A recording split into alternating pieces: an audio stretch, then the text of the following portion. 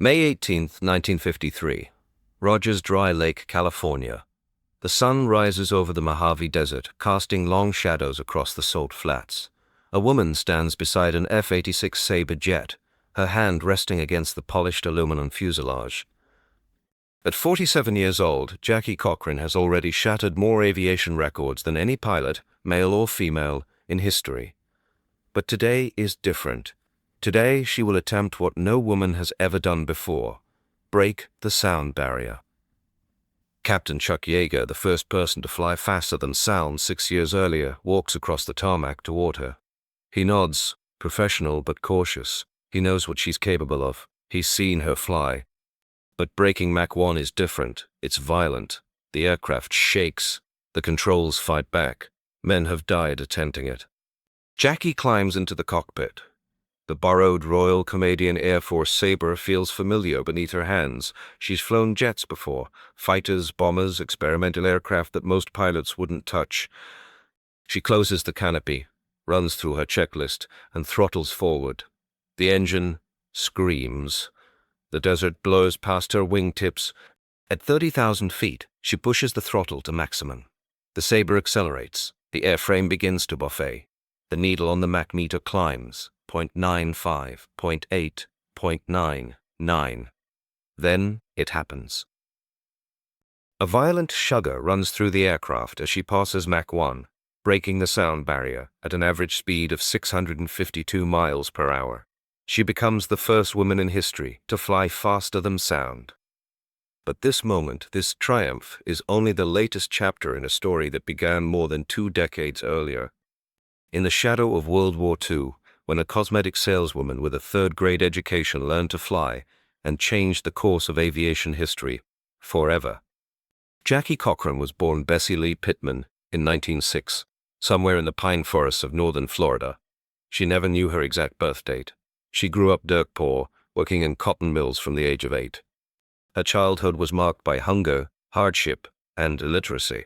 She left school after the 3rd grade, unable to read or write more than her own name, but she was ambitious, ferociously so. By her early 20s, she had reinvented herself. She moved to New York City, talked her way into a job at a prestigious beauty salon, and caught the attention of Floyd Odlum, a wealthy financier and one of the richest men in America. Odlum suggested she start her own cosmetics line. He also suggested she learn to fly. It would help her travel the country faster, expanding her business. In 1932, Cochran walked into a flight school and demanded lessons. The instructor laughed. Women didn't fly. Not professionally. Not seriously. She ignored him and paid for the lessons anyway. 3 weeks later, she earned her pilot's license. She had to take the test orally because she couldn't read the written exam. But she flew, flawlessly. And once she started flying, she never stopped. Throughout the 1930s, Jackie Cochran became one of the most famous aviators in the world. She competed in air races across America and Europe. She set speed records, altitude records, and distance records. She flew solo across the United States, across the Atlantic, and across the Pacific. She became close friends with Amelia Earhart, the most famous female pilot of the era. In 1938, Cochran won the prestigious Bendix Trophy race, flying from California to Ohio faster than any male competitor. She became the first woman to reach the finals of the race and the first to win it outright. The victory made headlines across the country. Aviation was still a male-dominated world, but Jackie Cochran was proving that gender meant nothing in the cockpit. But as the 1930s ended, the world was changing.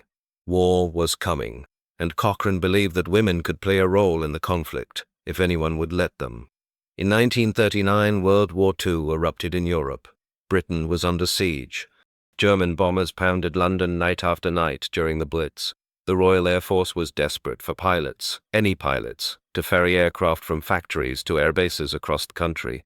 Male pilots were needed for combat. That left a dangerous gap in logistics. The British solution was radical. Recruit women to fly military aircraft.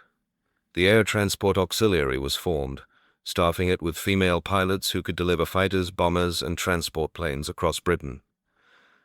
They flew without radios, without weapons, and often without adequate training. They navigated by following railroad tracks and rivers. They flew through storms, fog, and enemy fire. More than 170 women served in the ATA during the war. 15 of them died. Jackie Cochran heard about the program in 1941 and immediately wanted in. She approached First Lady Eleanor Roosevelt, who arranged a meeting with General Henry Hap Arnold, Chief of the U.S. Army Air Corps. Cochran proposed that American women be trained to fly military aircraft, just like their British counterparts. Arnold was skeptical. America wasn't even in the war yet, there was no pilot shortage, and the idea of women flying bombers seemed absurd to most military leaders. But Cochran was persistent. She convinced Arnold to let her prove that women could handle military aircraft.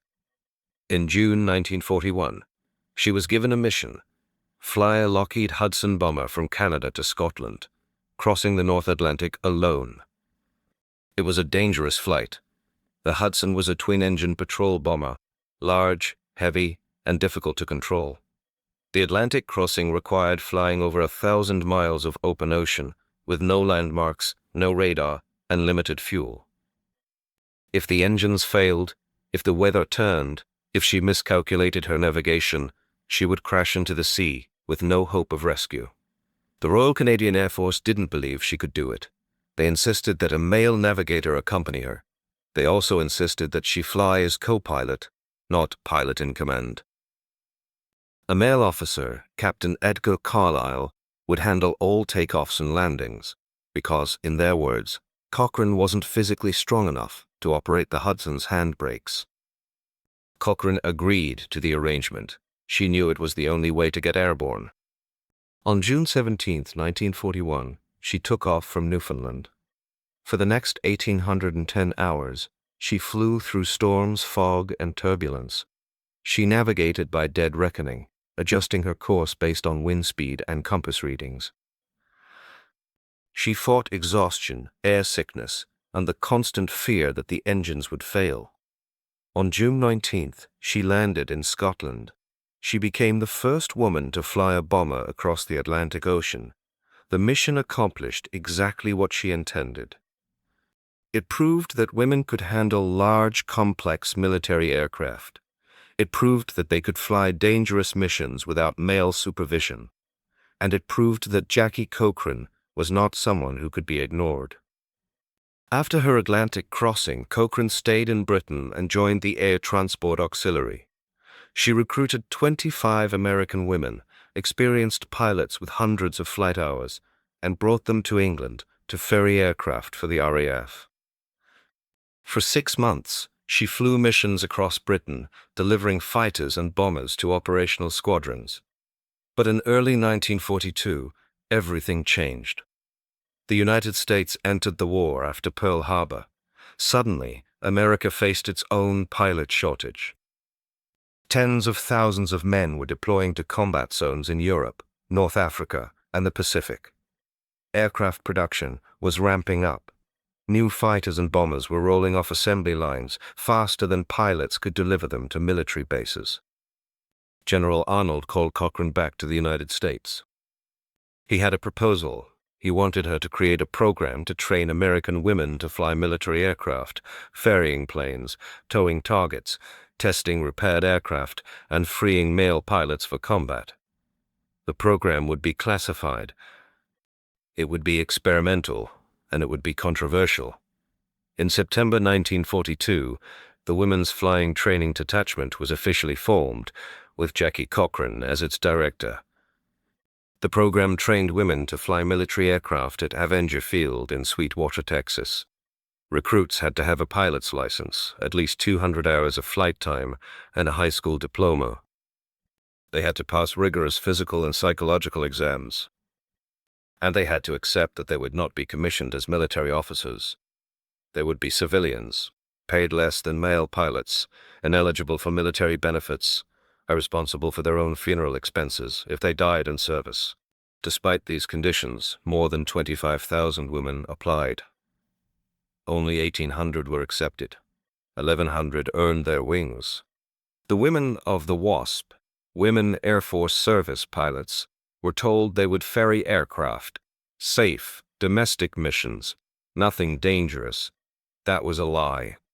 In reality, WASP pilots were assigned some of the most dangerous missions in the war. They tore targets for live-fire anti-aircraft training. Male gunners fired real bullets at canvas banners trailing behind the planes the women flew. The gunners were inexperienced. Their aim was unpredictable. Some of the bullets hit the tow planes, some hit the women flying them. WASP pilots also tested repaired aircraft, planes that had been shot up in combat, patched together by mechanics, and needed to be flown to ensure they were airworthy. Male pilots refused to fly them. The WASP flew them instead. They flew without parachutes, without radios, without navigation equipment. They flew through storms, engine failures, and mechanical malfunctions.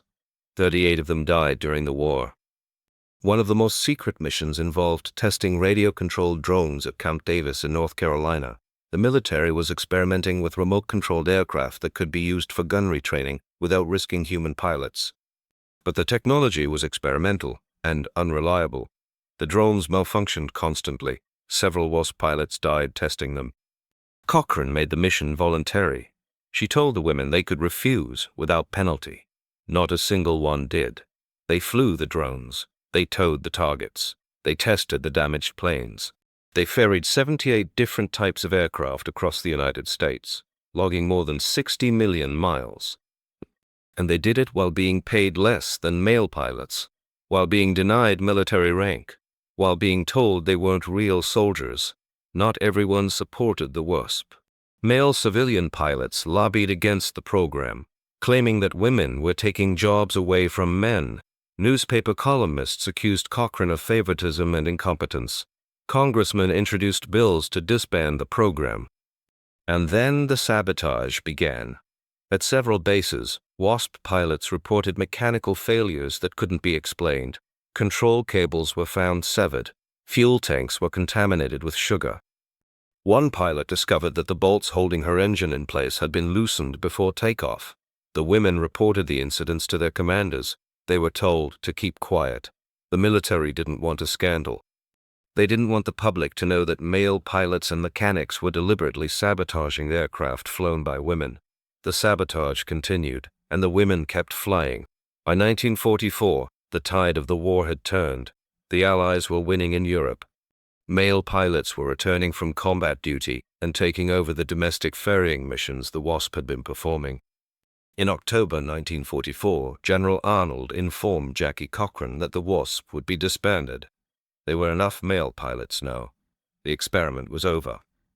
Cochran fought the decision. She argued that the WASP should be granted full military status, with ranks, benefits, and veteran recognition. Congress refused. On December 20, 1944, the WASP was dissolved. The women were sent home. They were told their service records would be classified and sealed. They were told not to talk about what they had done. For 35 years, their story remained a secret. They received no recognition, no medals, no veteran benefits. Many of them never flew again. After the war, Jackie Cochran returned to competitive flying. She became obsessed with speed. She wanted to fly jets. She wanted to break records. And she wanted to prove that women could handle the most advanced aircraft in the world. In 1953, she broke the sound barrier. Over the next decade, she set 3 more world speed records. In 1964, at the age of 58, she flew a Lockheed F-104 Starfighter at Mach 2, twice the speed of sound. She became the first woman to land on an aircraft carrier, the first woman to fly a jet across the Atlantic, the first woman inducted into the Aviation Hall of Fame. By the time she died in 1980, she held more speed, distance, and altitude records than any pilot in history. But the WASP remained forgotten. It wasn't until 1977, President Jimmy Carter granted the WASP full veteran status. In 2009, they were awarded the Congressional Gold Medal, the highest civilian honor in the United States. Of the 1,100 women who earned their wings, fewer than 300 were still alive to receive it. Jackie Cochran's story is one of defiance. She defied poverty, illiteracy, and prejudice. She defied the men who told her women couldn't fly. She defied the military officials who refused to recognize her service. And she defied the limits placed on women in aviation. Her hidden missions during World War II paved the way for women to serve as military pilots. Today, women fly fighters, bombers, and helicopters in combat zones around the world. They fly for the Air Force, the Navy, and the Marines. They command squadrons. They lead missions. They break barriers. And they do it because Jackie Cochran proved it was possible. In 1953, when she broke the sound barrier over the California desert, she sent a message to the world. There is no limit to what women can achieve when given the chance. Her story was hidden for decades, but it will never be forgotten again.